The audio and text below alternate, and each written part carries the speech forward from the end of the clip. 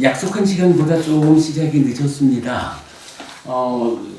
오늘 우리가 무슨 일을 하기 위해서 함께 모였을까라는 부분을 좀 설명드리고, 몇 가지 이야기를 좀 하다 보면은 점심 먹을 시간이 될 것 같아요. 그러면 점심 같이 하시고, 그리고 나서 또 오후에 필요한 이야기들 하다가 좀 천천히 여러 이야기를 하고는 싶은데, 또 이제 법부님들 각각 일정이 어떠신지 몰라서 이야기를 하다가 형편이 있으신 분은 좀 먼저 출발하셔도 좋고, 끝나는 시간은 원래 6시로 공지가 되어 있지만 가능하면 한두 시간 좀 땡겨서 마치는 것도 좋겠다 그리고 생각하고 있고요. 예, 인사드리겠습니다. 저는 한국붓다화다불교 해피선언 또는 근본경전연구회 해피법당에 오늘 처음 쓰는 표현으로 제가 대표비구 이렇게 표현을 하려고 그래요. 아직은 비구가 좀 혼자입니다만은 그래도 이 일을 대표해서 해나간다 라는 것 때문에 그 대표비구 이렇게 이제 소개하고 싶고요. 뿐냐디빠라는 사람이고요. 보통은 이제 해피 스님이라고 불리고 있습니다. 오늘 이제 여러분들 좀 초청해가지고 우리가 함께 이야기를 좀 합시다라고 한 이유는 다 아시고 오셨습니다만 간단합니다. 요번에 이제 이 책을 출판하려고 준비를 하고 있어요. 일단 오늘은 여러분들께 요 제1권 한 권을 나눠드렸는데, 지금 준비하고 있는 책은 거의 같은 부피를 가지는 책이 6권이 됩니다. 조금 이따가 제가 좀 그 구성 관계를 설명드리겠지만, 이 책에 이어서 있는 5권들의 내용을 압축해가지고 제1권을 만들었다 이렇게 볼 수가 있겠고요. 자, 우선 오전 시간에 제가 이 책이 왜 지금 만들어지는 것일까? 이 책이 만들어질 때까지의 과정, 그래서 이 책이 공부 과정 중에 어떤 자리를 차지하고 있는가? 그런 이야기부터를 좀 시작하려고 합니다.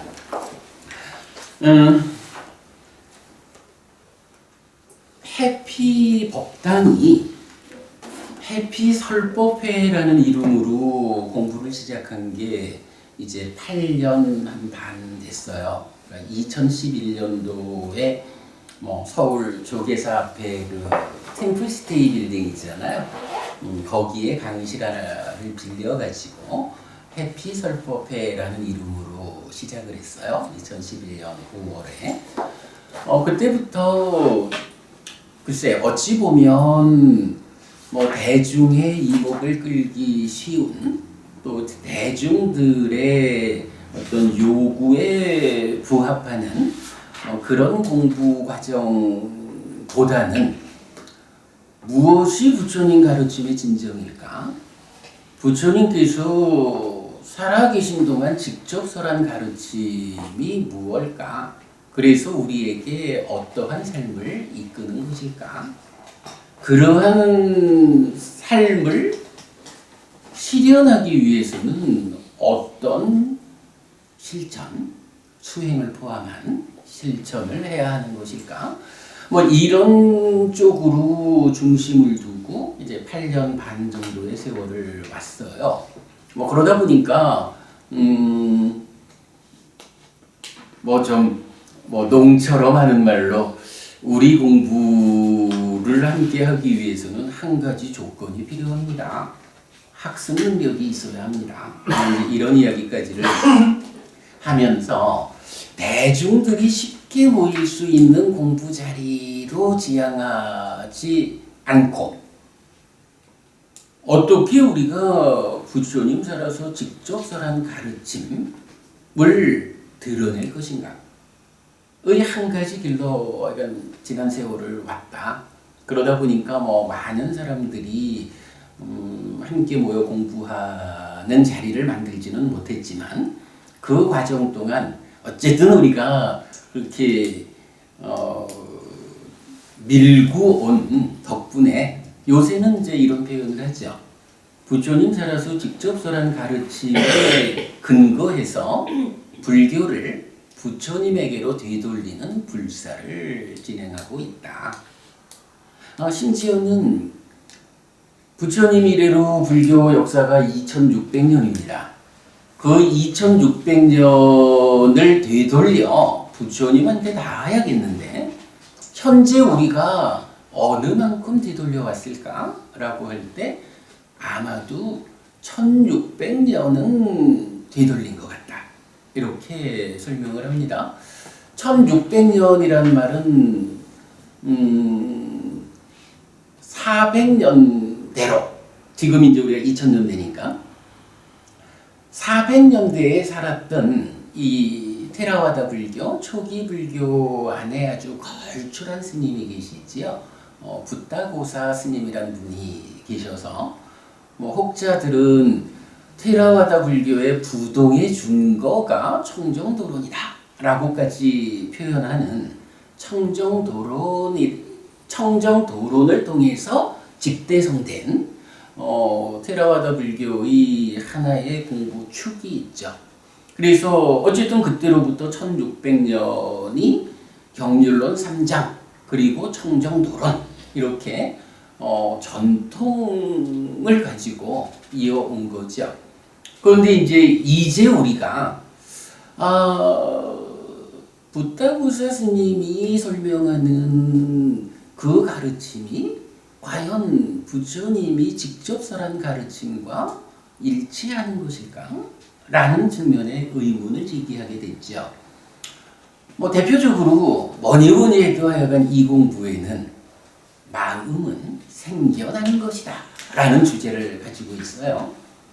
부처님은 12연기를 통해서 몸과 말과 심, 찢다, 마음 심자를 쓰는 이 마음이 어떻게 생겨나는 것일까? 라는 부분을 설명하고 있는데 붓다고사 스님 그게 이제 그 한 분만의 문제가 아니라 그분이 중심이 되어 가지고 함께한 또 역사가 쌓인 것이다 이렇게도 말을 합니다만은 어쨌든 그분의 이름으로 남아 있는 저서들에 의하면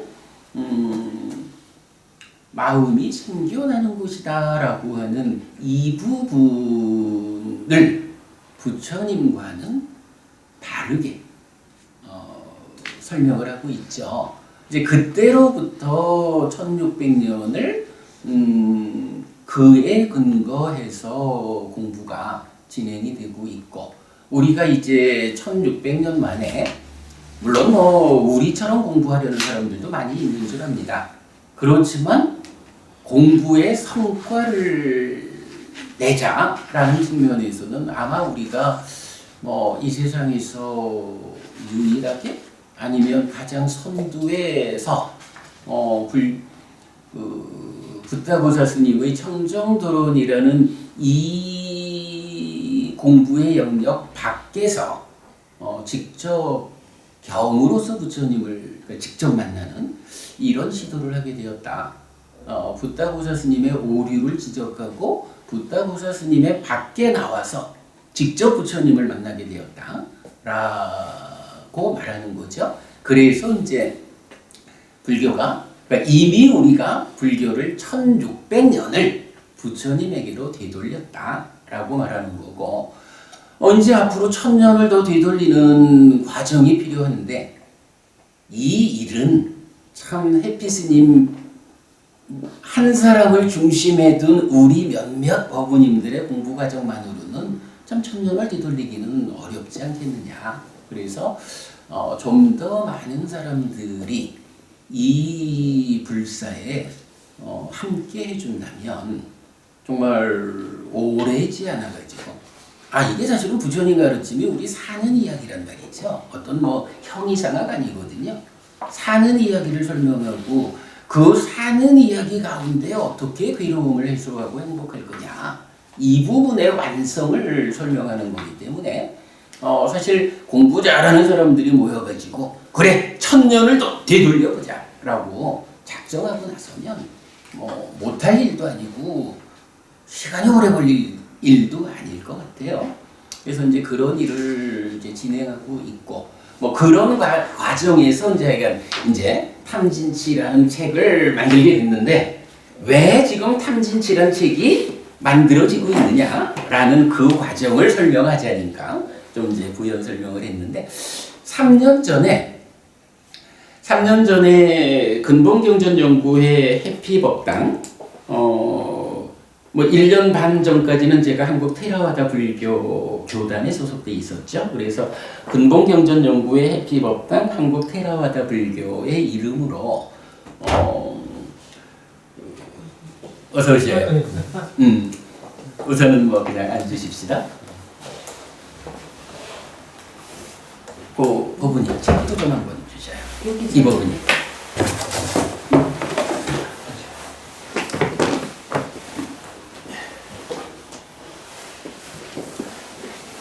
3년 전에 그 조계사에 가면 조계종 총무원이 있죠. 그 총무원 건물에 국제회의장이 뭐 세미나 하기에는 참 좋죠. 거기를 돈을 들이고 빌려가지고 처음으로 이제 우리 공부가 이만큼의 성과는 세상에 드러내야겠다라고 해서 처음으로 이제 윤회의 진실이라는 세미나를 했어요. 굉장히 많은 분들이 참여해서 호응을 해주셨고 윤회라는 주제가 어찌 보면 뭐 우리 삶의 가장 기본되고 가장 중요한 주제임에도 불구하고 또는 저기 법무부님 부처님을 윤회와 관련해서 부르는 호칭이 하나 있는데 혹시 아세요? 우리가 얼마 전에 그 경전을 찾아서 본 건데 부처님을 부르는 이름 중에 하나가 세상에서 윤회의 장막을 벗긴 자라고 부처님을 말해요. 우리 저 밖에 썬팅된 제일 아래쪽에 적어놨거든. 사실은 부처님이 누구냐? 라고 말할 때도 어떤 형이상학적으로 많은 거 우리 저기 철학과 출신 스님도 계십니다만은 뭐 그렇게 접근 안 해도 부처님 한마디로 말하면 중생이라는 우리가 윤회라고 하는 죽음은 또 태어나야 하고 태어났기 때문에 늙고 병들고 죽는 일을 반복하는 이런 윤회라고 하는 장막에 덮인 채 살아가고 있는데 아무도 그 장막을 걷고 밖으로 나가지를 못한 거예요. 그런데 부처님이 최초로 그 장막을 걷고 나갔어. 나가가지고는 아이고 나는 탈출했다. 이렇게 앉아 계신 게 아니고 내가 나왔는데 장막 안보다 밖이 더 좋아. 그러니까 내가 장막을 줄게 하고 세상을 덮고 있는 이 장막을 벗겨버린 거예요. 그래서 부처님 이후로는 누구든지 부처님을 신뢰하고 부처님을 스승으로 해가지고 그의 가르침을 배워 알고 실천하는 이러한 삶을 살기만 하면 누구든지 그 장막이 걷어진 해탈된 열반을 실현하는 이런 가르침, 그러니까 이렇게 이제 부처님을 설명한단 말이죠. 세상에서 윤회의 장막을 벗긴 자. 그러니까 윤회라고 하는 것은 부처님 가르침 안에서는 가장 큰 주제인 거예요. 근데 이제 사실 그럴 수밖에 없어요. 윤회라는 말 자체가 생로병사를 반복하는 이건데 우리가 살면서 괴롭다라고 하는 게 뭐예요? 태어나서 늙고 병들고 죽는 그 일을 반복하는 삶. 그 위에서 수비고운의 슬픔, 비탄, 고통, 고뇌, 절망이라고 하는 삶의 과정에 수반되는 아픔을 겪어가는 거. 이게 중생들의 삶이란 말이죠. 그러니까 생로병사라고 하는 이 문제, 이것이 해결되지 않는 한 슬픔, 비탄, 고통, 고뇌, 절망이라는 이러한 삶이 우리 안에서 해결되지 않는다고. 그러니 윤회라고 하는 이 주제, 내가 죽으면 또 태어나야 하는 거구나. 몸과 마음이 함께해서 내가 되어 있는데 몸은 100년 안팎 살고 마음은 중요한 표현이지. 변화 위에서, 그러니까 삶의 과정을 누적하면서 변화하는 마음이 해탈할 때까지는 죽고 싶어도 죽지도 못하고 오래 사는 이렇게 살아야 하는 마음하고 100년 안팎 사는 몸하고가 서로 조건된다. 둘 중에 몸이 없으면 마음도 존재할 수 없고 마음이 없으면 몸도 존재할 수 없는 이런 서로 조건됨 위에서 생존 기간의 불균형. 이게 참 제가 표현 하나 멋지게 만들었어요. 몸과 마음의 생존 기간의 불균형. 이것 때문에 짧게 사는 몸이 떨어지면 몸 없이 존재할 수 없는 마음은 죽는 그 순간 새로운 몸과 만나가지고 다음 생을 살아간다고. 말하면 이게 윤회고, 이러한 윤회하는 가운데에 불만족이 따른다. 괴로움이 있다. 그러니 이 모든 괴로움을 벗어나기 위해, 괴로움을 해소하기 위해서 어찌해야 할까? 그게 이제 부처님이 가르쳐주는 불교의 교리죠. 그 가르침대로 배워 알고 실천하면 윤회하는 중생의 영역이라는 모든 괴로움의 토대로부터 떨쳐져 나가는 거죠. 해탈되는 거죠. 이제 이런 게 불교다 보니까 윤회라고 하는 주제는 아주 중요한 주제예요. 근데 이제 저는 그런 표현을 하죠. 현재 한국 불교의 가장 심각한 문제가 한 가지를 제시하자면 단멸론자들이 과도하게 한국 불교를 잠식했다. 출가한 사람들도 많은 사람들이 윤회 없다고 가르쳐요. 대학 교수들 중에도 보면 윤회 없다고 가르치는 사람들 많아요. 오늘은 굳이 제가 실명을 거론하지 않겠지만 작년인가 제가 동영상을 하나 만들어 올린 게 있어요. 저 남쪽에 있는 어느 암흑의 교수님이 조계종 종정이신 진제 스님하고 가장 대중적 인지도가 높은 혜민 스님 두 분을 그 스님 두 분은 상견을 가지고 있다. 그러니까 곤란하다. 라고 비판을 했어. 어디 있다고? 어디에 있어서? 상견. 그러니까 참나를 말한다. 압드만을 말한다 이거지.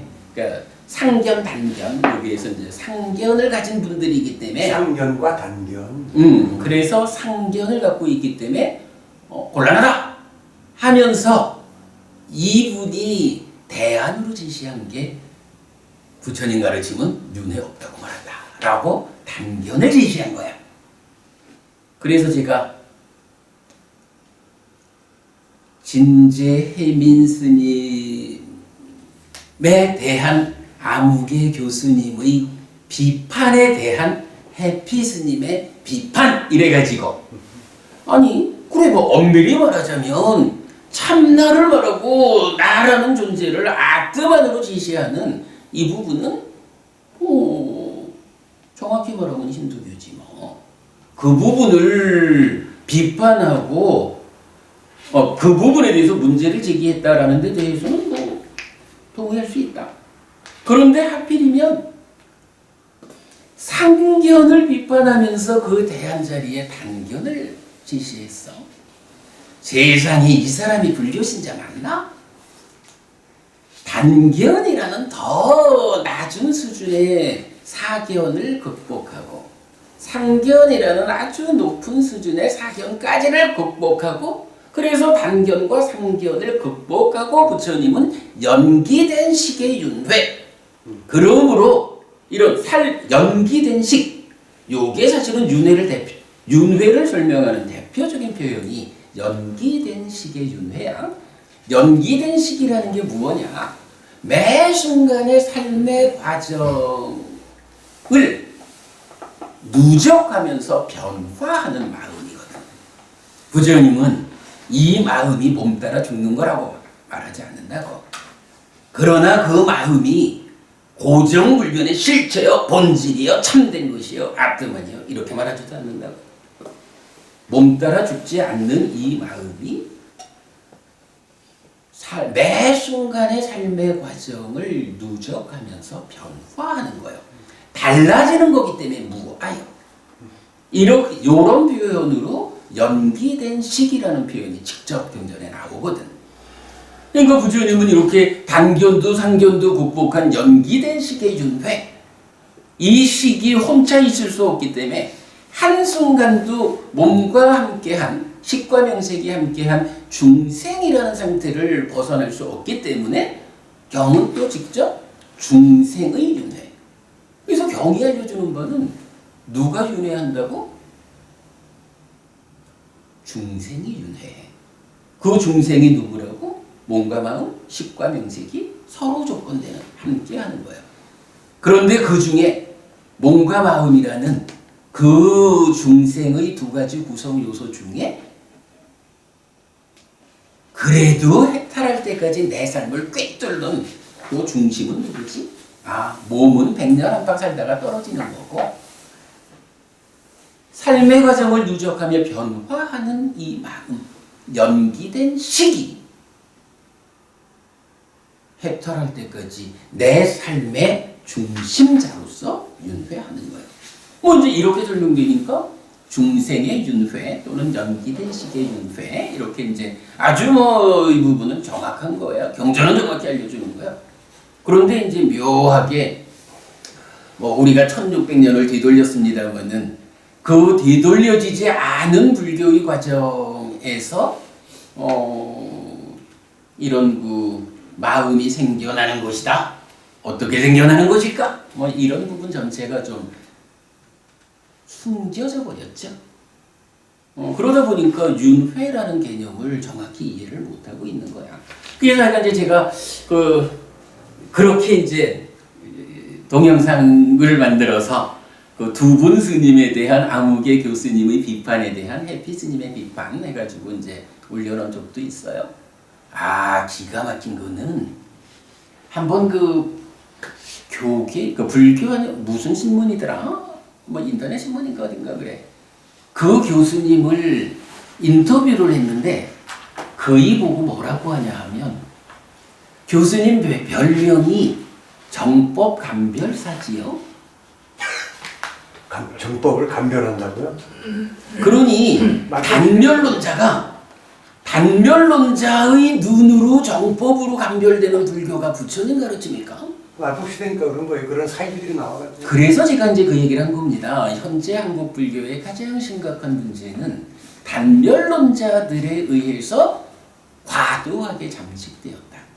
그런데 불교 신자들이 사실 부처님 공부를 잘 안 하잖아요. 가서 기도하는 일만 좋아하지. 그러다 보니까 부처님을 배워 알지 못하니까 누가 앞장서서 가자라고 할 때 이게 부처님 길인지 부처님 길과 정반대의 길인지 모르고 그저 따라가고 있다고. 그래서 제가 그 얘기를 하는 거야. 단멸론자에 의한 불교의 잠식이 너무 심해요. 아주 중요한 문제야. 근데 어쨌든 조금 먼 길로 갔고, 그래서 이제 3년 전에 윤회의 진실이라는 요 세미나를 통해 가지고 괴로움이라는 부분, 윤회하는 괴로움, 그거를 이제 짚어봤고요. 2년 전에는 두 번째 세미나로 요 깨달음이라는 주제로 또 같은 장소에서 세미나를 했어요. 그때도 이제 많은 분들이 참석하셔서 호응을 해주셨는데, 그런 거지. 이렇게 윤회해야 하는 중생으로의 삶, 우리 현실이 있다면 이러한 현실로부터 벗어날 수 있는 것일까?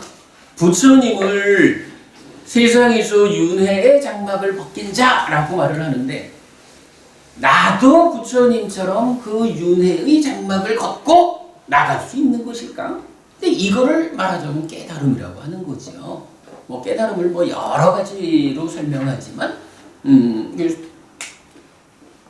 부처님을 부르는 호칭 그대로 윤회의 장막을 걷어내는 그 일이 깨달음이에요. 그와 관련해서 이제 경전이 말하는 깨달음, 그 부분을 아주 다양한 경전의 용례를 추려가지고 깨달음이라는 주제로 두 번째 세미나를 했어요.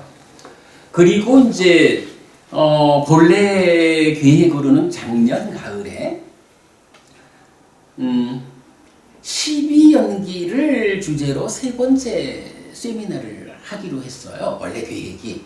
그리고 금년 가을에는 네 번째 주제로 8정도 이런 이제 세미나를 하기로 했는데 그래서 작년 여름부터 한 3개월 작정을 하고 그래도 우리가 세미나를 하자라고 하면 뭐 그냥 뭐 모여 이렇게 할 수는 없잖아요.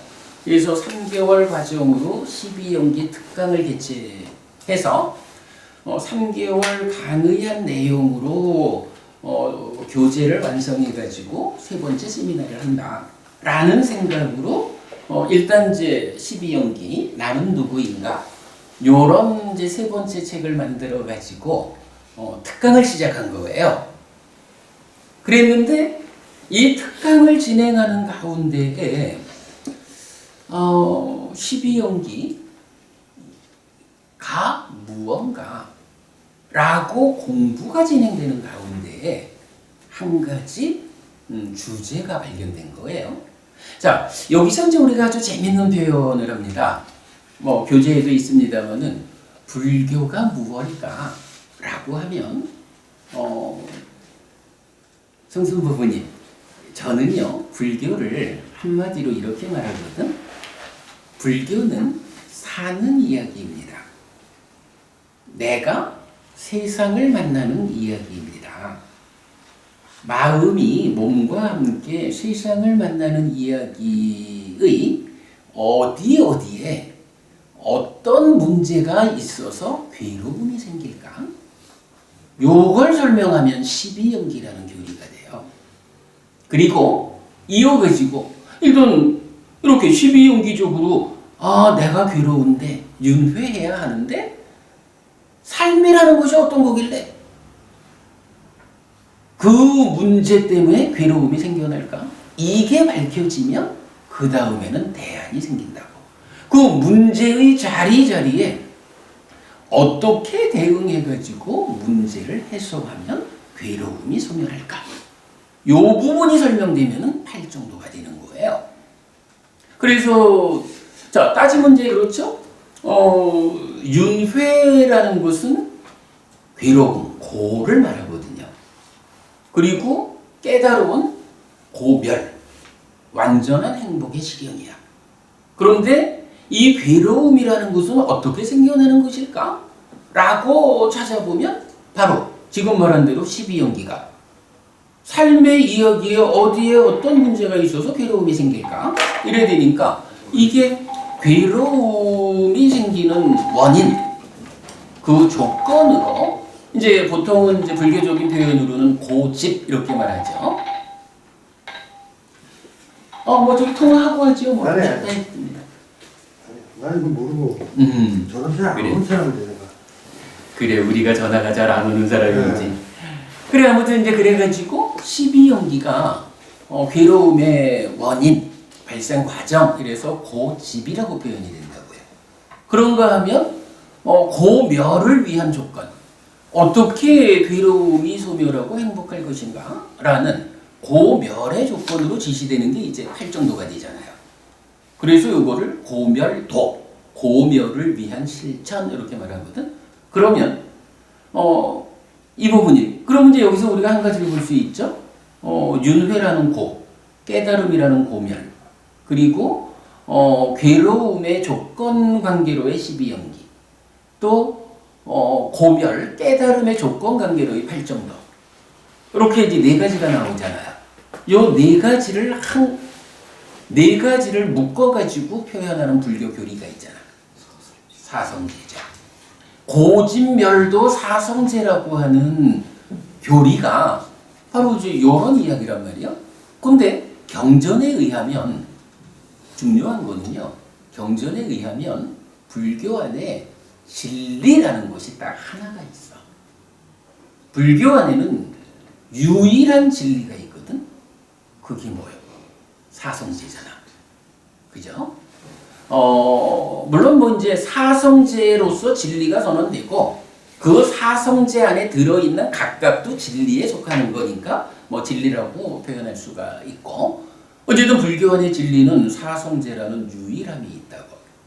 근데 지금 우리가 세미나를 어떻게 해나가고 있나요? 융회진실이라고 말한 요거 고잖아.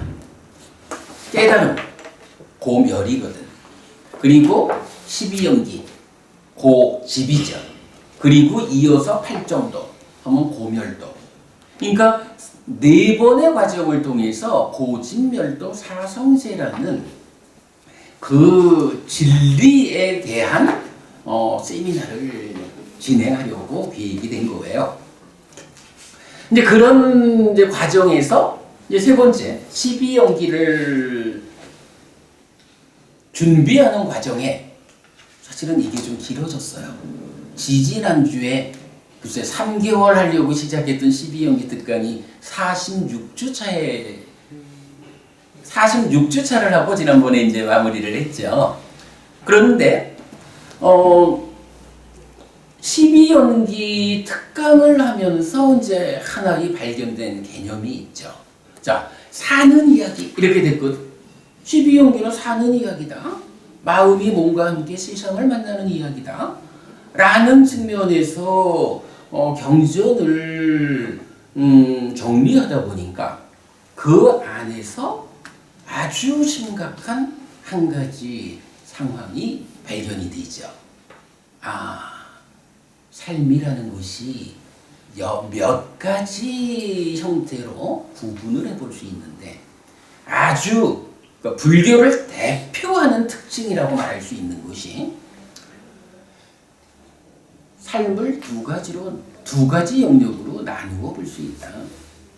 한 가지 영역은 몸과 마음이 함께해서 행위하고 인식하는 영역이 있다. 그런가 하면 또 하나의 영역은 물론 마음은 몸하고 서로 조건되기 때문에 몸을 떠날 수는 없어요. 마음이 몸 밖으로 뭐 유체에 따른다 이런 개념이 불교 안에는 없어요. 그런 상태에서 일반적으로는 몸과 마음이 함께해서 행위하고 인식하는 삶이 사라지는데 그 중간에 몸을 떠나지는 않는 거지만 작용의 측면, 즉 행위, 인식 이런 작용의 측면에서 마음의 참여 없이 몸의 참여 없이 마음 혼자 작용하는 아주 내적인 영역이 있더라 라는 부분을 우리가 발견하는 거예요. 그리고 경전은 바로 그 몸의 참여 없이 마음 혼자 작용하는 그 영역을 딱가라는 단어로서 제시를 해요. 부처님은 심지어 나의 깨달음이 무엇이냐? 라고 할 때 딱가의 영역을 넘어서는 것이 나의 깨달음이다 라고까지 직접 말해주는 딱가라고 하는 정말 뭐 기가 막힌 개념을 발견하게 되는 거예요. 이 영역은 어쨌든 몸과 함께하는 마음이지만 몸은 참여하지 않는 마음 혼자 인식하고 마음 혼자 행위하는. 근데 요 안에서 어떤 일이 있냐 하면 마음 혼자 인식하는 과정에서 식이라는 마음이 몸집을 부풀려서 마음 심자를 쓰는 이 마음이 되고 그 심이라는 마음이 우리 아까 얘기했던 기뻐하고 드러내고 묶여 머문다라는 행위 과정을 통해 가지고 가래라고 하는 한 번 더 몸집이 부풀려진 상태로 변한다고. 그래가지고 이렇게 그 마음문자 작용하는 영역에서 두 번 몸집이 부풀려진 것으로의 가래라고 부르는 마음이 만들어져 가지고 이것이 몸과 말과 마음으로 행위를 해서 괴로움을 만드는 이제 이런 부분을 보게 돼요. 자, 그래서 이제 정말로 우리가 가장 중요한 발견 이렇게 말하는 몸에 참여 없이 마음운차 작용하는 이 영역 안에 무엇이 있느냐? 바로 그 안에 탐진치가 있는 거예요. 제가 이제 이 책을 제일 첫머리에도 뭐라고 쓰냐 하면 어려서부터 탐진치 삼독이라는 말을 들었습니다. 욕심내고 성내고 어리석다라는 이러한 것이 우리 삶을 참 해치는 거기 때문에 세 가지 독과 같은 것이다. 삼독 이렇게 배워왔던 겁니다. 라고 설명을 한다고. 그러면서 그런데 늦게 출가했습니다마는 부처님 살아서 직접 설한 가르침 니까야를 만나서 공부를 하다 보니 탐진치가 아닐 수도 있구나 라는 부분을 보게 되었습니다. 이런 얘기를 하거든요. 이제 그게 뭐냐 하면 우리가 이제 우리가 보통 욕심, 성내, 어리석음, 탐진치 말하는 게 어느 자리일까? 이게 몸에 참여 없이 마음운차 작용하는 그 내면의 영역에서 생겨나서 작용하는 그 놈을 말하는 것일까? 아니면 표면의 삶에서 욕심내고 성내고 아마도 대부분의 탐진치란 말이 쓰이는 자리는 표면의 영역일 거예요. 그러면 이건 뭐냐 하면 그러니까 불교를 가장 불교답게 만들어주는 이 딱가라고 하는 영역에서 탐진치를 있는 그대로 보지 못하는 이런 문제가 있는 거죠. 그런 부분으로 이제 접근을 좀 하다 보니까 탐진치가 12연기 안에서 그러니까 12연기 교제의 일환으로 탐진치를 별도의 책을 만들어야겠구나 라고 생각을 해서 탐진치 책을 만들기 시작을 했어요. 근데 탐진치 책을 만들자라고 시작을 하고 나서 제가 첫 번째로 아는 것이 있어요. 첫 번째로 제가 안 사실이 뭐냐 하면 어쨌든 그래도 제가 공부를 하고 있으니까 12연계 교재의 일부로 내가 아는 만큼 탐진치를 정리해서 12연계 안에 끼워넣자 이래 생각을 했는데 막상 책을 만들려고 보니까 첫 번째 알려진 것이 무엇이냐? 내가 정말로 탐진치를 아는 것이 없구나. 탐진치에 대해서 내가 아는 것이 없구나 하는 것을 처음 알게 된 거예요. 그래가지고 그때부터 이제 좀 지금이 아니면 언제 하랴 하는 마음으로 장기전에 돌입을 했어요. 좋다. 니까야 안에 모든 탐진치와 관련한 모든 용례를 뽑아보자. 그래서 근데 여기서 참 다행스러운 게 우리 공부가 기준이 있잖아요. 스님 우리가 이제 인사하는 가운데서도 늘 그렇게 말을 하지만 우리는 부처님 살아서 잠깐만 벌써 시간이 잠깐만요. 예, 아무튼 이제 그래가지고 탐진치 책을 만들자라고 하니까 내가 탐진치를 아는 게 없더라. 이래가지고 니까야 전체적으로 그래 우리 공부 기준 여러분 이건 우리가 그 표현을 했죠. 세계 불교에서 가장 좁은 공부 영역을 우리는 가지고 있다. 가장 좁은 공부 영역이라는 게 의미하는 바가 뭔가요? 부처님 살아서 직접 설한 가르침의 범위다. 이 가르침 안에는 교리적 충돌이 발생하지 않아서 어떤 주제가 됐든 어떤 주제든 확정적 결론을 부처님 안에서 내릴 수 있다. 이렇게 이제 우리가 말하는 그 공부의 기준이 있는 거죠. 그래서 이제 다행히 그렇게 공부의 기준을 세상에서 가장 좁은 영역으로 갖고 있다 보니까 이제 이런 시도가 힘은 들어도 가능한 거예요. 그래서 일단 탐진치와 관련한, 그러니까 빨리 원전에서 말하는 거죠. 빨리 원전에서 여러분 저 빨리라 그러면 잘 모르는 분이 계시겠네. 저기 인도에 굉장히 많은 말이 있잖아요. 언어가 굉장히 많잖아요. 근데 뭐 대표적으로 말하자면 힌두교 경전어인 산스크리트, 우리가 버모라고 말하는 언어가 있고, 불교 경전 언어가 빨리어라고 하거든요. 그 외에 이제 많이 있지만 하여간.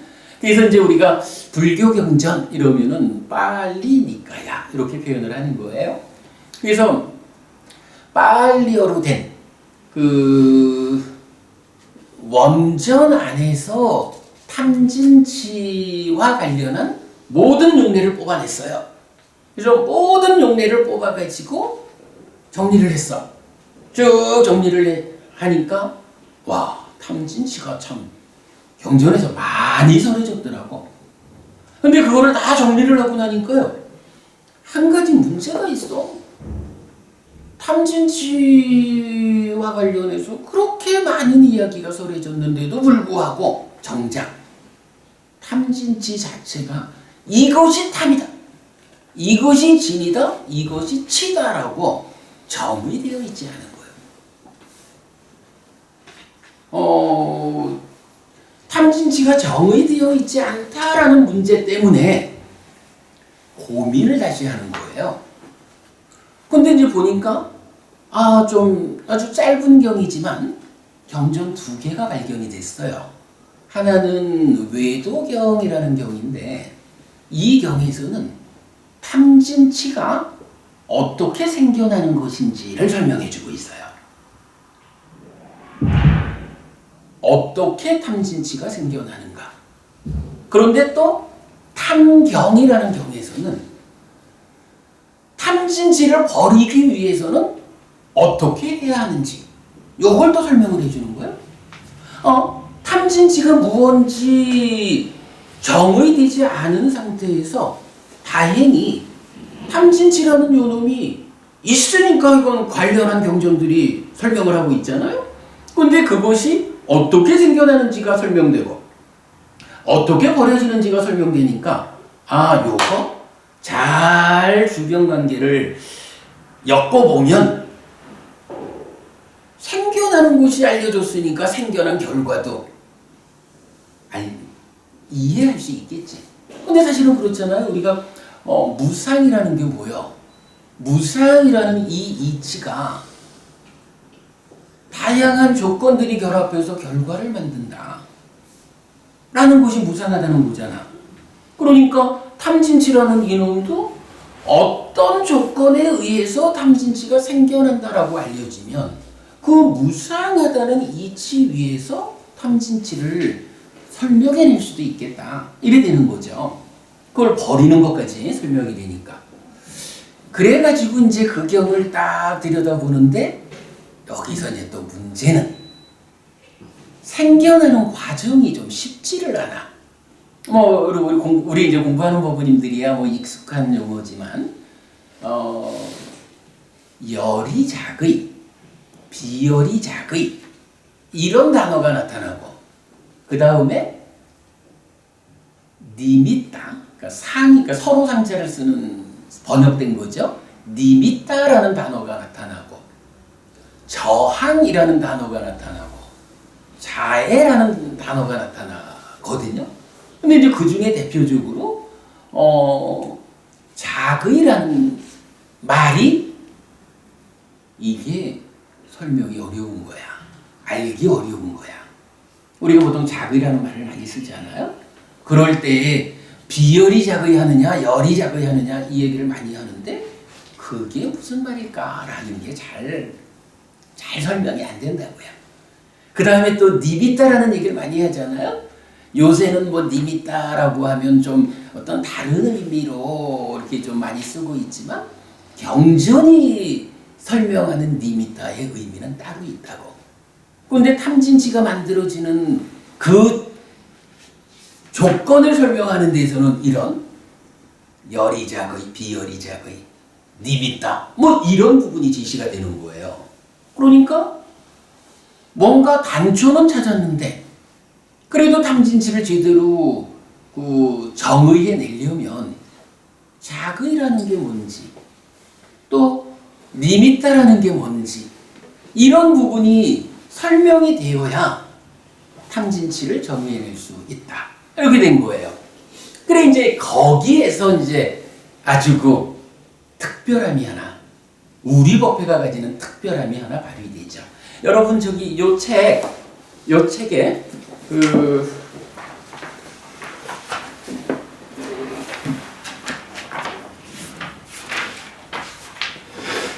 75페이지 한번 보실래요?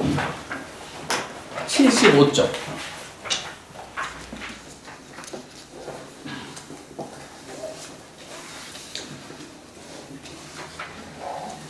어, 75쪽을 보시면 이제 삶의 메커니즘이라고 해서 그림이 하나 그려져 있어요.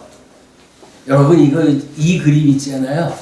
해피 스님이 등록은 안 했지만 해피 스님 특허 그림이라.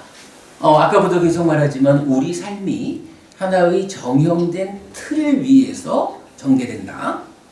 그 정형된 틀이라는 것이 행위를 시작점으로 하는 세계의 순환 구조 위에서 진행된다. 뭐 이제 이런 부분 설명하고 있는데 그동안 아까 제가 이제 해피설법회 한지 이제 8년 반 됐다 그랬잖아요. 해피설법회의 과정을 통해 가지고 수차례에 걸쳐 가지고 삶의 메커니즘을 그려내고 업그레이드 시키고 이래 가지고 지금 이제 요 그림이 여기까지 왔는데 그동안 그려냈던 이 그림이 이제 작의라는 개념, 니미따라는 개념, 저항이라는 개념 뭐 등등 탐진치가 생겨나고 버려지는 그 조건관계에 필요한 모든 용어들을 다 담고 설명을 해주는 거예요. 이 그림 안에. 그래가지고 탐진치를 정의해야겠다라는 상태에서 이 복잡하고 어려운 용어 몇 가지를 어떻게 이해해야 되는 것일까 하는 문제에 봉착해가지고 그러나 방법은 있다. 우리가 지난 세월 동안 부처님 살아서 직접 설한 가르침 니까야에 의지해서 그려낸 삶의 메커니즘이 있다. 해서 이 메커니즘 위에서 그 용어들을 해석하면 그때 비로소 탐진치는 이런 것이다 라고 정의할 수 있게 돼요. 봐서 뭐 오후 시간에 요런 그 탐진치가 그러니까 햇빛스님은 탐진치를 어떻게 정의했을까 하는 정도는 우리가 같이 좀 볼 수 있도록 할게요. 그래가지고 그간 공부가 쌓여서 그려진 삶의 메커니즘을 활용하니까 외도경과 탐경이 단초를 제공하는 바에 의해서 탐진치는 탐은 이런 것이다, 진은 이런 것이다, 무명은 이런 것이다, 번뇌는 이런 것이다, 무명과 번뇌가 함께한 곳으로의 치는 이런 것이다. 그래서 탐진치는 이거다. 아이고 그림을 그려보니까 몸에 참여 없이 마음 혼자 작용하는 딱가라는 그 내면의 영역 안에서 탐진치가 생겨나가지고 마음을 이렇게 구성해가지고 이런 성질로 작용이 전개돼서 가래가 되는구나. 이런 부분이 뭐 제가 생각할 때는 좀 더 실천적인 부분이 뒷받침돼야 하겠지만 아마도 이 삶의 메커니즘이 대략 완성도로 치면 한 7, 80% 이상의 완성도를 가지고 이 그림이 현재 그려졌다 싶어요. 뭐 아마 이제 우리가 힘을 합해가지고 나머지 1000년을 더 부처님한테로 되돌리는 이런 공부가 진행된다면 이 그림이 좀 더 업그레이드 되어서 완성될 거예요. 그런데 하여간 그런 거예요. 그런 과정을 거쳐가지고 탐진치를 정의할 수 있게 되었어요. 그러니까 좀 전에 말씀드렸지만 욕심내고 성내고 어리석은 것으로의 탐진치 삼덕, 이렇게 탐진치를 설명하지 않을 수 있게 된 거라. 탐진치가 뭐다? 대표적으로 말이죠. 탐진치라고 우리가 알고 있잖아요. 근데 이게 이제 빨리 원어가 한문으로 번역된 게 탐진치잖아요. 그러면 요거 탐진치라는 한자 단어가 그대로 빨리어로 되돌려져야 되죠. 그러니까 이 단어를 번역한 게 이거니까 어떤 단어를 번역했는지 되돌려줄 수 있을 거 아니야. 그런데 아주 심각한 문제는 탐진치라는 한자 단어가 빨리어로 되돌려지지를 않아요. 왜냐하면 하여간 우리가 이 책을 만드는 과정에서 가장 큰 성과다라고 말하는 건데, 탐이라고 번역한 빨리 원어가 2개예요. 빨리어에서는 라가 도사 모하라는 말로 탐진치를 말하거든. 그런데 이게 좀 다르게 로바 도사 모하라고 하는 구성도 있어요. 그런데 한자로 번역될 때는 라가 도사 모하도 탐진치, 로바 도사 모하도 탐진치. 그러니까 진과 치는 도사 모하가 같아. 그런데 앞에 탐이라고 번역된 거는 원어가 라가라는 말도 있고 로바라는 말도 있는 거예요. 그래서 제가 이 책에서 그렇게 지적을 한다고요. 아마도 빨리 니카야를 한문으로 번역하신 그 역경승 그분들께서 라가라는 단어와 로바라는 단어의 차이를 보지 못하셨나 보다. 그러겠죠.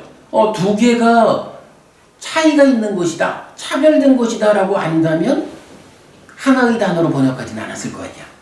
두 개를 동의어라고 보니까 하나의 단어로 번역했겠죠. 그런데 어쨌든 우리는 이 부분에 왜 부처님이 이 중요한 용어를 라가라는 말과 로바라는 말로 다르게 사용했을까? 그 차이가 무엇이길래 중국의 역경승들은 그 차별을 보완하지 못하고 탐이라는 하나의 단어로 번역했을까? 이 부분을 침투에 들어간 거예요. 그랬더니 이 삶의 메커니즘 그림이 그것 때문에 한 단계 또 업그레이드가 되더라고요. 결론적으로는 라가라는 단어는 찢다, 마음 심자를 쓰는 이 마음이 생겨나는 과정에 있는 거예요. 그래서 마음의 몸통의 절반이 라가라는 단어예요. 로바라는 단어는 그렇게 라가라는 것을 몸통으로 생겨난, 근데 아무래도 이거는 좀 오영원이겠죠. 탐진치니까. 그래서 라가라는 단어를 몸통으로 생겨난 오염된 마음이 가지는 성질을 로바라고 부처님은 쓰신 거예요. 그러면 마음을 구성하는 것하고 그렇게 구성되어진 마음이 가지는 성질하고는 다르죠. 이 차별을 중국 불교의 역사가 보완하지 못한 거예요. 그거를 우리가 이 책의 제작 과정에서 보아가지고 만들어낸 거예요. 그래서 지금 이제 여러분 요 책에 제일 중간에 중심에 보면 마음 심자 있죠. 마음 심자 보이나요? 마음 심자 좀 아래쪽에 보면 무명 탐진 요래 있죠. 탐이라는 요 마음 심자 밑에 탐이라는 것은 이런 과정을 통해서 마음 심자 마음의 몸통을 구성하는 거예요. 그랬을 때 그 마음 심자 이 마음이 어떤 성질을 가지느냐라는 것으로 그 위에다가 망진치라고 썼죠. 라가라는 말은 마음을 구성하는 몸통의 일부요. 그거 탐이라고 그대로 번역을 동일하게 썼고, 로바라고 하는 단어는 이거는 라가 탐하고는 다른 마음의 성질이요 라는 부분을 분명히 해주기 위해서 그 의미를 드러내는 새로운 번역어를 발알망자로 찾아서 로바를 망으로 번역해서 이거 새로운 번역이에요. 그래서 마음이 생겨나기는 이런 과정을 통해서 탐으로 구성되어 생겨나지만 생겨난 마음이 가지는 성질은 망진치 이렇게 설명을 해낸 거죠. 이 부분이 메커니즘의 최신 업그레이드 내용이에요. 이런 상태에서 제가 아주 즐겨 쓰는 표현이 하나 있거든. 여러분 저기 부처님을 부르는 이름 중에 또 특별한 이름 하나가 정등각이라는 말이 있어요. 정등각, 삼마삼부떠 이런 게 있죠.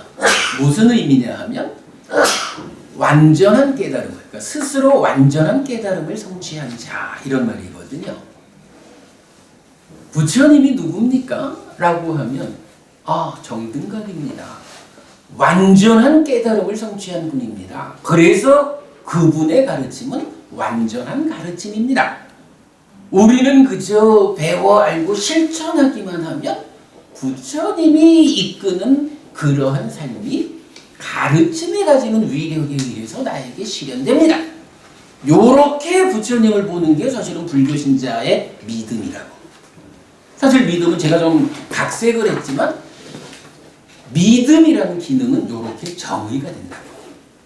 그럴 때 완전한 깨달음이 무엇일까? 라는 부분을 저는 이렇게 표현을 해요. 부처님은 삶의 심오함의 끝에 닿은 분이다. 삶의 심오함의 끝에 닿은 가르침이다. 깨달음이다. 이렇게 말하거든요. 그 삶의 심오함의 끝! 이 부분이 무엇을 지칭하느냐 하면 바로 딱가라고 하는, 우리가 일반적으로 몸과 마음이 하나가 돼서 내가 살아가지만 그러나 그 삶의 한 가운데에는, 그 깊은 곳에는 몸에 참여 없이 마음 혼자 작용하는 영역이 있다. 딱가라고 부른다. 교리적인 해석을 해보면 가래의 형성 또는 자기화 과정이라고 우리는 표현하고 있다. 이때 이 딱가라고 하는 이 영역이야말로 우리 삶의 가장 깊은 영역이다. 세상에 많은 종교가 있고 많은 스승들이 인류 역사에 있잖아요. 아무도 이 세상에 어떤 종교도 어떤 스승도 바로 이 딱가라고 하는 깊은 영역의 끝을 보완하지 못했다. 그러니까 사실은 대부분의 종교는 어떻습니까? 권능 가진 자로서의 신을 설정하잖아요. 그래서 창조주, 힌두교에서도 창조주 하나님 브라흐마 해가지고 세상을 창조했다. 그리고는 자기 몸을 쪼개가지고 분신이 되어가지고 피조물 안으로 들어갔다라는 거 아트만 이렇게 되잖아요. 세상에 많은 종교, 많은 가르침이 이렇게 어떤 신을 설정하고, 그런 이유가 뭐냐라고 하면 어떤 스승이든지 삶의 문제를 해석해 들어가는 거예요. 삶의 문제를 해석해 들어가는데 들어가다 더 이상 자기가 접근하지 못하는 자기 관찰 능력의 한계에 부딪히면 그 자리에다가 결국은 무언가 설명을 해야 되잖아. 자기가 이해를 해야 되잖아. 그러니까 많은 스승들이 그 자리에 신을 세운다고. 여기까지 가면 그 이상은 신의 영역이지 인간의 힘으로 더 이상 접근할 수 없는 영역이다. 이렇게 되는 거예요. 그죠? 제 말 다 들어갔죠? 사실은 제가 은지 부부님 그 종교가 무엇일까? 우리 이런 생각하죠? 제가 종교가 무엇입니까? 라는 주제로도 특강을 좀 하거든요. 사실은 이게 종교예요. 스승된 자가 보완해낼 수 있는 만큼 보완해는 그 끝자리에 무엇을 세울까? 신을 세운 자는 그 신을 중심으로 삶을 설명하는 거예요. 그러면 그러한 종교가 생겨나는 거예요. 그런데 부처님은 이 삶을 보는 과정, 그 깊은 데까지를 보아가는데 어디까지를 보았느냐 이거거든. 부처님이 정등각이라고 불리우는 스스로 완전한 깨달음, 이 완전한 깨달음이라고 말하는 그 의미가 바로 여기에 있는 거예요. 삶을 보아가는데 어디까지 보았을까? 뭐 다른 스승처럼 여기까지가 인간이 볼 수 있는 한계예요. 나머지는 신의 영역이에요. 이런 개념이 부처님한테는 없는 거예요. 부처님은 삶의 끝까지를 보아낸 거예요. 그 삶의 끝자리가 어디냐? 바로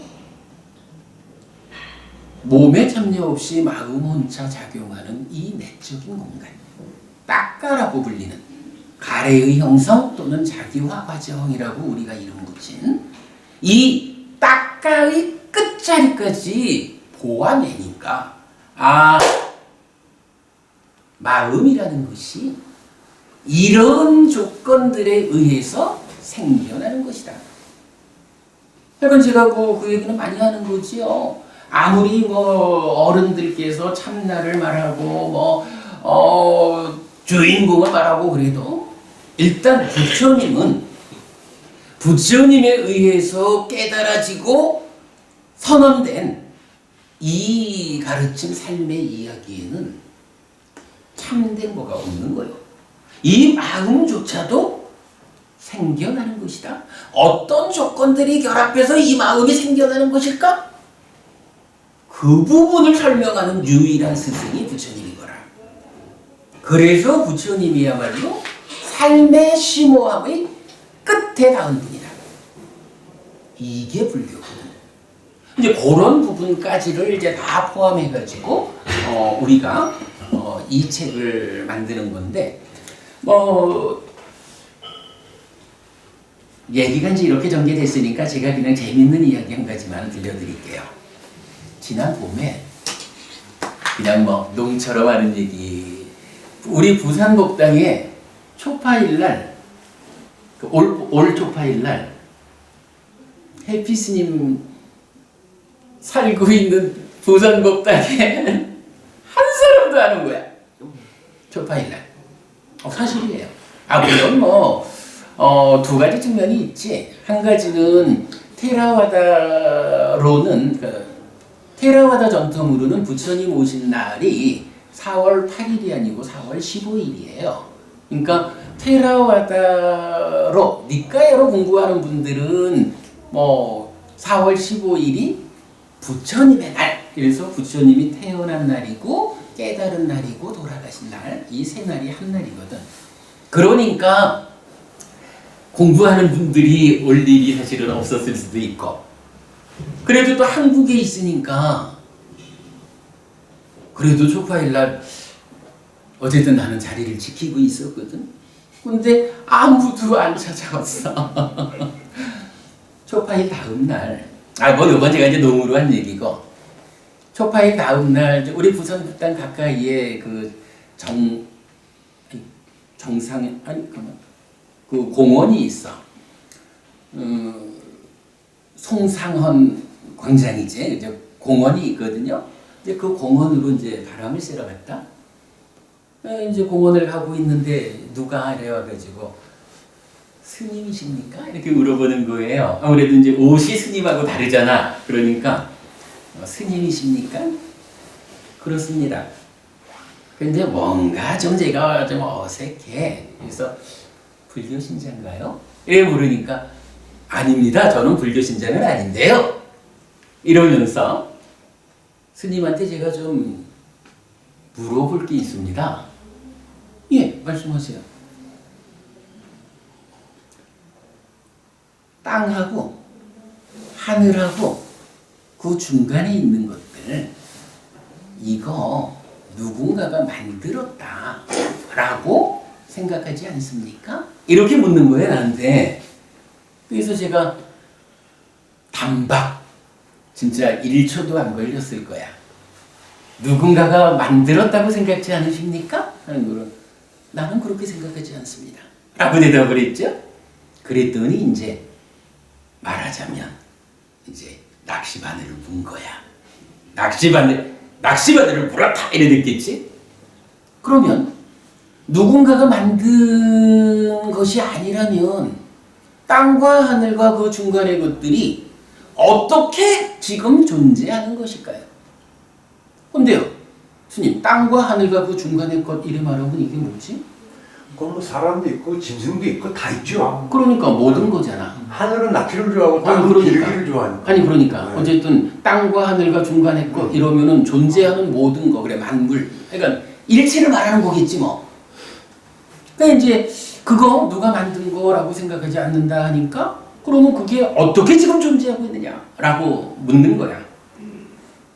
제가 다 대답했어요. 말이지요. 세상에는 다양한 조건들이 결합해서 결과를 만든다. 그 조건들이 워낙 다양해가지고 내가 원하는 대로 잘 제어되지 못하기 때문에 생겨나는 결과물이 불만족스럽다.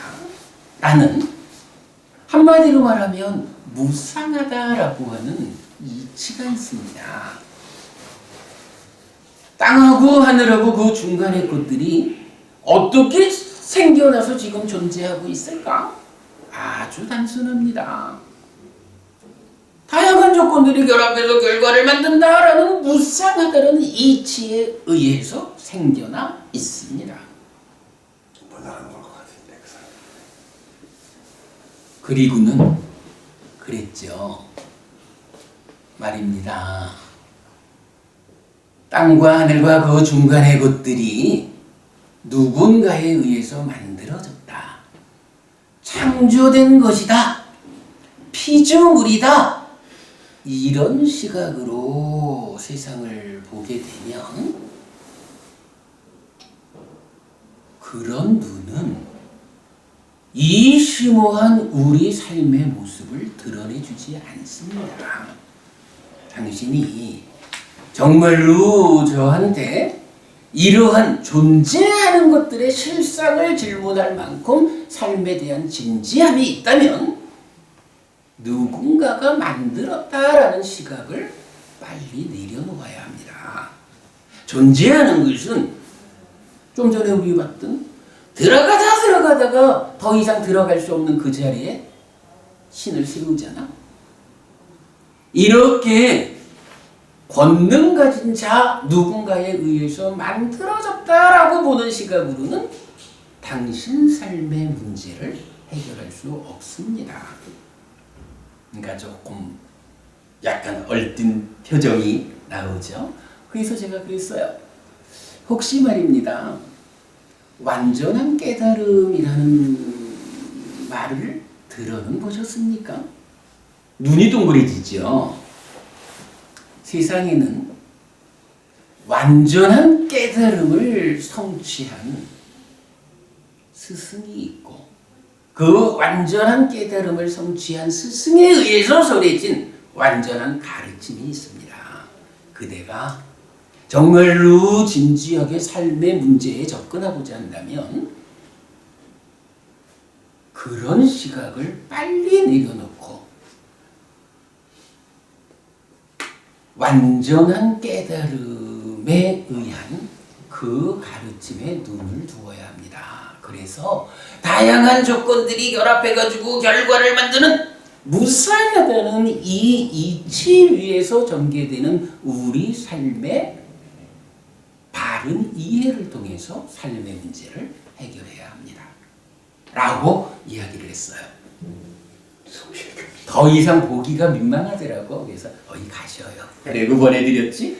근데 사실은 우리가 탐진치를 공부하자라는 것이 바로 그 삶의 심오함의 끝자락에 있는 것이 탐진치야. 이게 경이 알려주는 삶의 문제의 근본이거든. 근데 이 부분을 우리가 참 가벼이 여기고 있었던 것 같아요. 그래서 이제 탐진치 책이 지금 만들어지고 있고, 그러고 보니까 참, 다시 아까 75페이지였나? 그 그림 조금만 더 볼게요. 일단은 이제 탐진치에 대한 용례를 제가 다 찾았잖아요. 그래가지고 탐진치를 정의해낸 거야. 그랬더니 딱가라는 이 공간 안에서 탐진치가 정의가 되었거든요.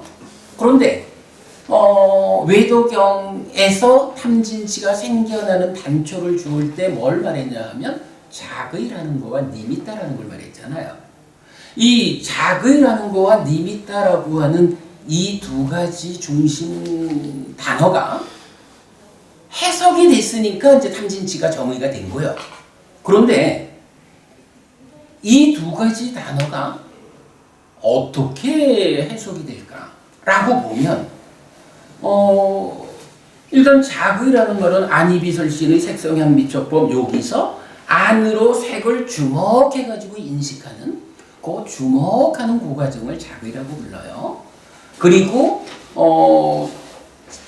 색성향 미촉법이라는 요 인식 대상의 어떤 문제 상황을 말하는 게 니미따라고 부르는 거예요.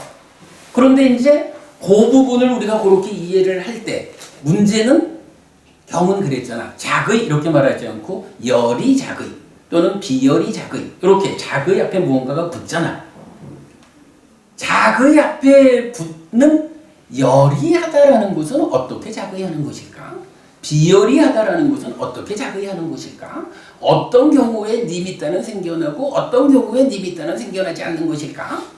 이런 부분을 설명하려면 이게 아까 말씀드린 이 메커니즘에서 행위를 시작점으로 하는 세 가지 순환고리가 있다라고 하는 이 순환 구조에 의해서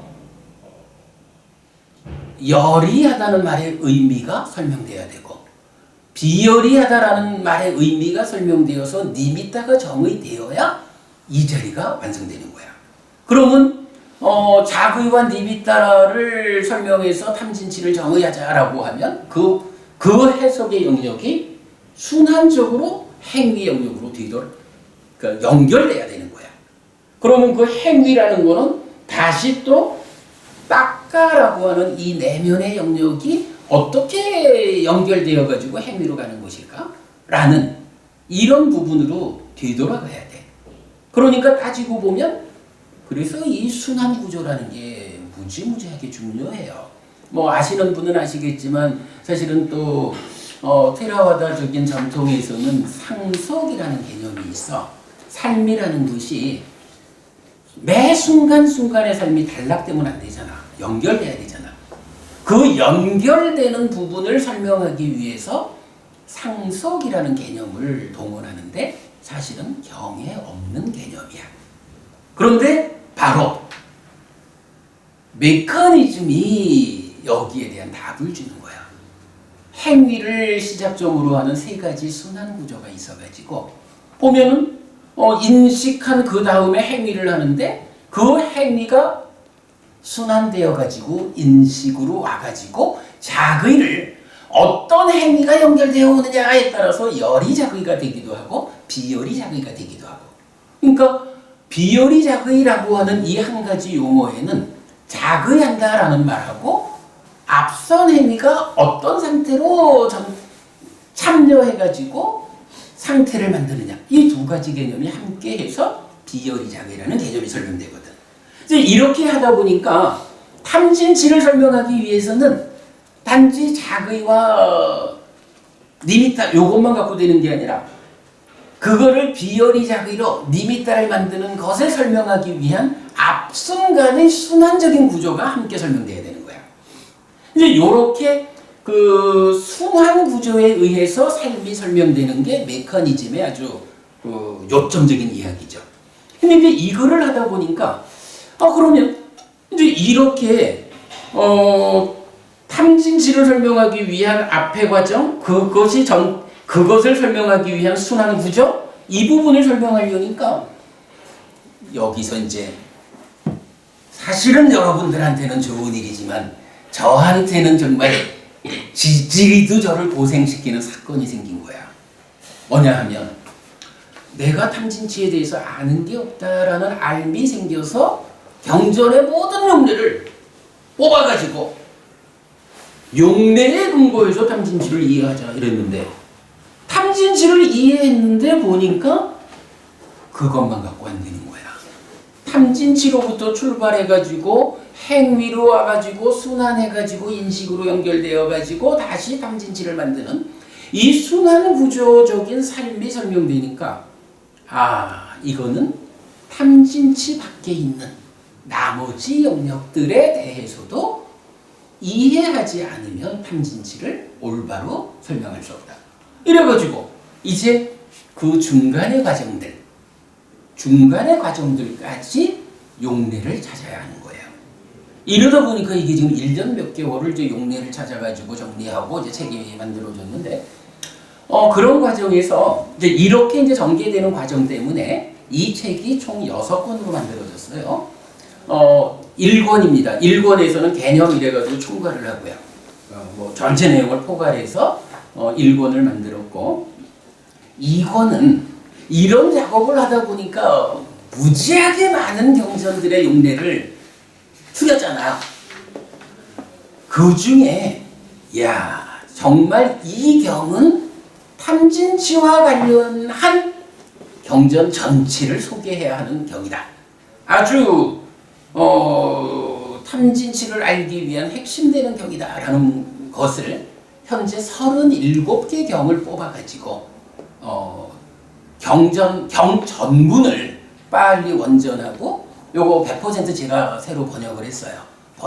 번역된 우리말 해가지고 37개 경을 묶으니까 한 500페이지 가까이 되는 한 권이 나와요. 그걸 제2권으로 했는데 아마도 경 하나는 더 추가를 해야 될 것 같아.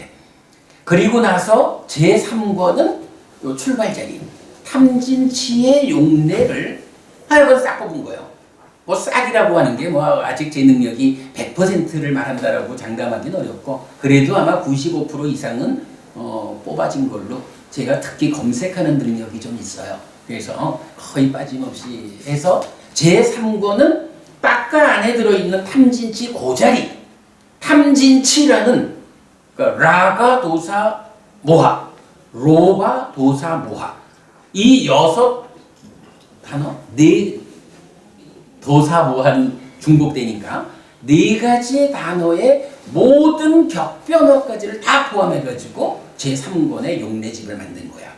그 안에서 굉장히 상세한 설명이 들어가고 그것이 정리돼서 1권의 제일 앞부분에 실리죠. 그리고 나면 이제 요 탐진치를 정의하는 데는 이 안희비설신의 색성형 미처법 요 6네이처 웨이처 자리잖아. 근데 아까 말씀드렸지만 그 자리만으로 해결이 안 되고 탐진치가 생겨난 것이 행위로 해서 이게 순환되어 오는 과정이 필요하잖아요. 그 순환되는 과정에 있는 것들의 용례 해가지고 뭐 우리 탐진치 맛보기 강의에서 설명드렸지만 그 중간에 사라가 친밀이라고 번역했고 부야바짝 거슬림이라고 번역한 요 부분을 발견해낸 것도 아주 교리적 비중이 크고 그것이 신구의 삼업 중에 의업, 간탐진해 그리고 뭐 당황이라고 번역한 요쪽 영역도 모든 용례를 뽑았고 그것이 특별한 한 가지 행위가 인식으로 전달되어 오는 이 전달자 역할을 하는 찬다라는 게 있어요. 요거 제가 관심이라고 내가 너한테 관심이 있어 그렇게 말하는 그 관심으로 번역을 했거든. 그 관심 영역까지 그러니까 안희비설신의까지 전달되는 그 순환 과정 요 부분을 중간의 것이라는 이름으로 제4권으로 모든 용례를 담았어요. 그리고 나면 이제 제5권에서는 이제 요 안희비설신의 색성현 미처법 직접적인 요 자리가 있잖아. 근데 요 자리가 뭐냐 하면 스님 우리가 불교 이러면 뭐니 해도 마음 이야기잖아, 그죠? 몸과 마음이 나지만 몸보다는 마음 위주로 접근하는 게 불교인데, 그러다 보니까 역으로 몸이라고 하는 나의 절반에 대해서 너무 좀 비중을 두지 않는 그런 감이 있어요. 요번 제5권에서는 그야말로 경전에 나타나는 몸을 주제로 하는, 말하자면 뭐 아직 부족하니까 한 95%는 남았을 거야. 몸과 관련한 모든 내용을 추려가지고 5권의 한 3분의 2, 그러니까 대략 페이지로 한 300페이지가 넘을 거야. 몸에 대한 이야기를 담고, 그 다음에 이제 몸에 반대되는 걸로 색성향 미처법에 대한 경전적인 뭐 특별한 용례가 있어요. 이제 그렇게 해가지고 요 인식의 자리를 5권으로, 제5권으로 만들었어요. 그럼 이제 이렇게까지를 하면 이게 삶의 메커니즘 위에서 탐진치는 무엇이다. 탐진치가 생겨나는 과정은 직접적인 거는 네이처 웨이처 요 자리에서 조건이 되어 생기는 거고, 그 직접적인 조건들의 후방 관계로 있는 메커니즘적인 구성 요소들, 이렇게 해서 싹 담아낸 거예요. 근데 그렇게 이제 메커니즘적으로 담았는데, 그래도 또 하나 남은 게 있는 거야. 뭐냐 하면, 우리가 이런 공부를 하는 이유가 뭘까? 사실은요, 우리가 이거 배워서 알으려고 공부하는 건 아니거든. 내가, 그래, 뭐, 아까도 우리 스님 안심법문 이런 말씀도 하셨습니다만은, 내 마음이라는 곳이 있는데, 이게 늘 편치를 못하잖아. 어떻게 하면 이 마음이 좀 편안해질까? 마음이라는 게 어떤 문제 상황이 있으니 곤란한 거지 뭐. 그 문제 상황을 어떻게 해소해서 편안해질까? 그야말로 고멸, 완전한 행복을 실현할까? 이 부분을 보는 게 불교인데, 바로 그 마음이라는 것을 직접 딱 놓고, 그러니까 뭐 표면적인 이 얘기는 일단 이제 좀 덮어두고, 마음이라는 것을 메커니즘 안에 딱 잡아놓고는 이 마음하고 직접적 관계에 있는 것이 무엇일까? 라고 하니까, 우리 마음을 오염시켜가지고, 오염된 마음으로 행위해가지고 괴로움을 만드는 직접적인 원인이 탐진치다. 또는 치를 구성하는 무명과 번뇌다. 이렇게 우리가 공부 과정을 통해서 알게 됐잖아. 그러니까 이제 탐진치를 주제로 하는 이 책의 마무리에서는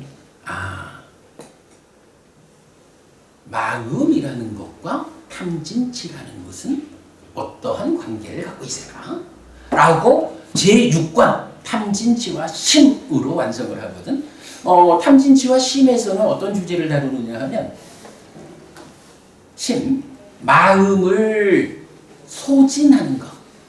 우리가 그러니까 제가 그 소진이라는 번역어를 선택했어요. 소진이라는 말은 뭐 설명 안 드려도 알겠죠. 아이고, 우리 마음이 힘이 빠지는 뭐 이런 개념으로 볼까? 탐진치를 중심으로 하는 다양한 오염원들이 있어서 마음을 소진시킨다고. 마음이 허약해진다고. 마음이 허약해질 때 나타나는 대표적인 증상이 뭔가요? 우울증이라든가, 뭐 공황장애라든가, 뭐 이런 마음 때문에 생겨나는 다양한 문제들이 따지면 마음이 힘이 없는 거예요. 내 마음이 삶에 대해서 온전히 알아가지고 씩씩하게 세상을 만날 때는 우울증이니 공황장애니 뭐 이런 개념. 최소한 저는 그래도 우울증이나 공황장애를 앓지는 않아요. 마음의 힘을 소진시키는 것으로의 탐진치. 그리고 마지막으로는, 그렇다면 이제 우리가 할 일은 뭐냐? 마음을 소진하는 그것을 소진시키는 일을 하죠. 탐진치 때문에 마음이 소진되어 가지고 마음 고생을 한다면, 마음을 소진시키는 그 탐진치를 소진해버리면, 경은 그 표현을 마음은 빛난다 라고 표현을 하면서, 이런 소진하는 것들의 소진을 통해 가지고 안지, 해명, 관이 생겼다. 눈이 생겼다, 알미 생겼다, 지혜가 생겼다, 밝음이 생겼다, 광명이 생겼다 라고 해서 탐진치라는 이놈들 때문에 잃어버린 마음의 힘이 회복되어 가지고 괴로움으로부터 해탈한 삶의 완성을 지시하거든. 그게 이제 아란의 완성이고 그래야죠. 자, 제가 그 얘기를 하다 보니까 좀 길었습니다. 어쨌든 오늘 첫 시간에 우리가 오늘 함께 모여서 의논하자라고 한 이 일이 탐진치라는 이 책을 만드는 일을 좀 같이 보자. 좀 해피 스님 좀 거들어 주십시오 라는 의미에서 우리가 모였는데 어쨌든 제가 그 일을 위해서 이 탐진치 책이 어떤 과정 윤회진실, 깨달음, 12연기 이렇게 진행되는 1년의 공부 과정에서 탐진치가 자리하고 있는 부분을 설명드렸고 또 이 탐진치라는 것이 우리 삶에서 어떤 비중을 가지고 있는 것일까라는 부분을 간략히 말씀드렸고 또 이 책이 6권으로 구성되어 있는데 1권부터 6권까지 6권의 구성 상태는 어떠한가라는 부분까지를 일단 설명을 드렸습니다. 자, 이렇게 제 말씀 마치고요. 일단 밥부터 먹어야겠죠. 우리 식사하고 차 한잔하고 그리고 오후에 다시 말씀 나누도록 그리하겠습니다. 감사합니다. 네. 수고하셨습니다.